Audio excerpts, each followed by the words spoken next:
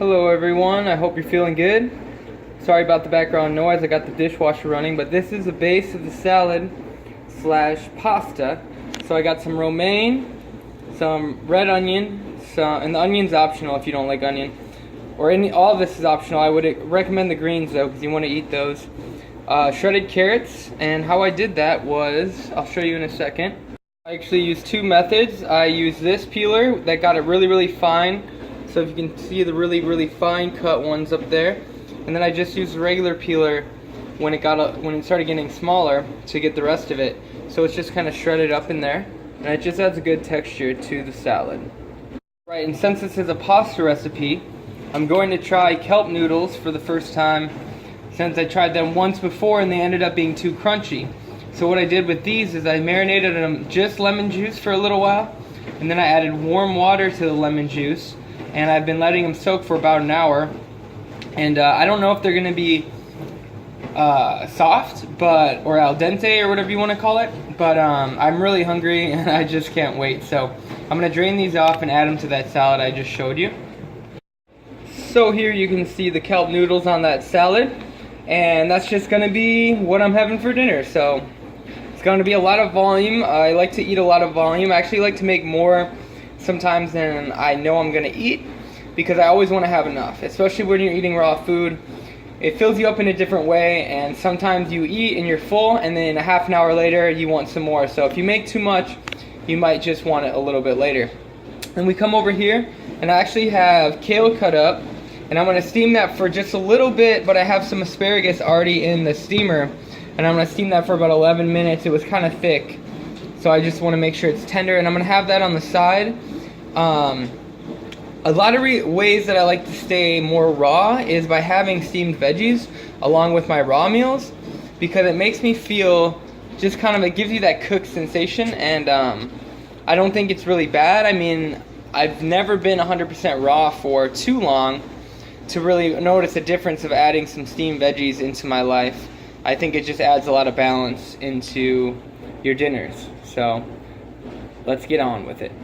Alright, now for the marinara sauce. I have two types of tomatoes. I got these tomatoes and these cherry tomatoes that I'm going to add for the tomato part.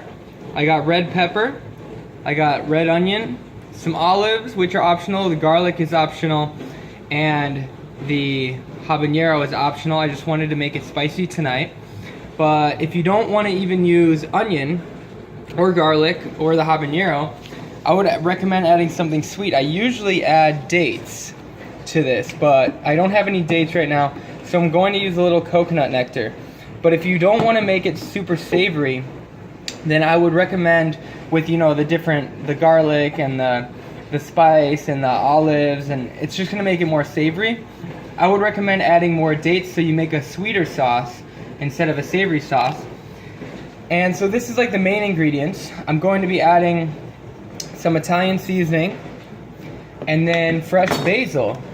And I'm not going to put the basil in until the very end, and I'll show you, because what happens with basil is if you blend it too much, it loses a lot of its flavor.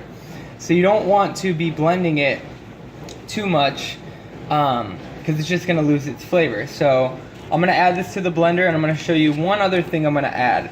And I just want to preface this with, I've never made this exact recipe before. I've made a lot of marinara, raw marinara in my life so far, but this is kind of an on the fly, and I think it's going to actually turn out better than anything I've ever made. But we'll have to taste it when I'm done and see. But I'll show you what else I'm going to be adding to the blender. Alright, here's better lighting. So here's a tablespoon of the Italian seasoning. I might use more, but I'm hoping the basil has a good enough flavor where I'm not going to need it.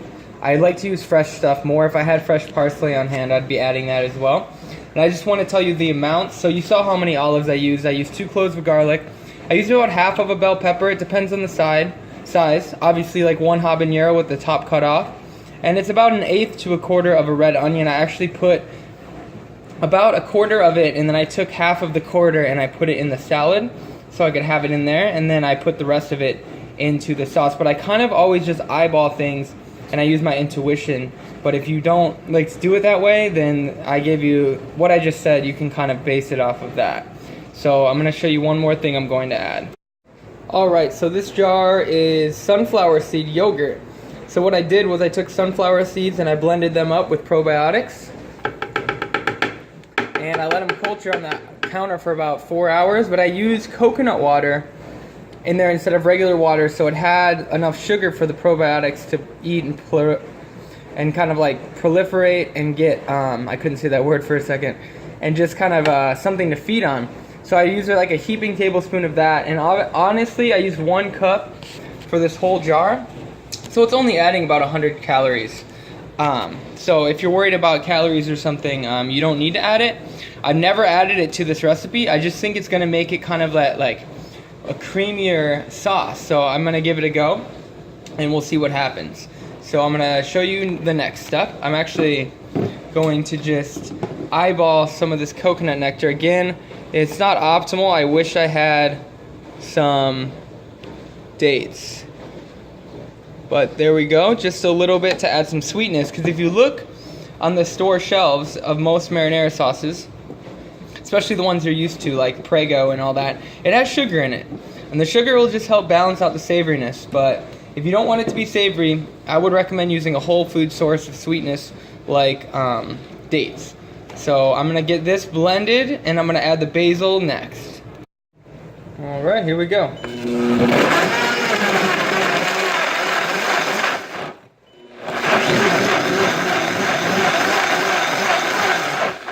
So I like mine to be a little bit chunkier, so I'm gonna stop right there. And then I'm gonna add in the basil and I'll show you what's next. So honestly, it already smells like really amazing, I'm not gonna lie. But the basil is going to take it up over the top. So I could use all of this, but I'm not going to. I'm going to use about half of it. And I would say like a big handful, like that. If you like basil, if you don't like basil, actually I'm gonna do, this stuff smells pretty fresh. I'm going to add a little bit less. So we're actually gonna rip this off. Sorry about the camera. I'm gonna rip some of these off. And now you see there, that's about as much as I have right here, crumpled up. So I'm just gonna throw that in and I'm gonna pulse it so it doesn't get too pulverized, because it'll lose a lot of its flavor. And you really want that aromatic basil flavor. So we're just gonna get it a little bit, maybe one more. And since this is also for me, I don't mind if there's a little chunk of basil in there, but oh my gosh, it doesn't look the best, but I tell you what, it smells amazing.